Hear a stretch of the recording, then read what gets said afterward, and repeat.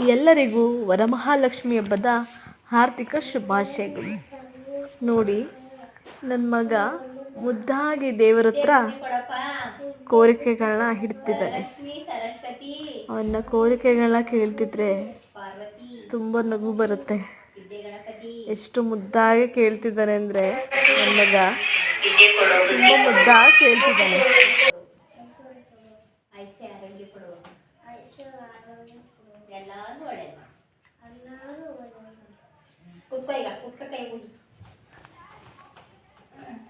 ಕೈ ಮುಗು ಕುತ್ಕೊಂಡು ಬೆಳಿಬೇಡ ಹಂಗೆ ಬೇಡ್ಕೊ. ಈಗ ಏನೇನು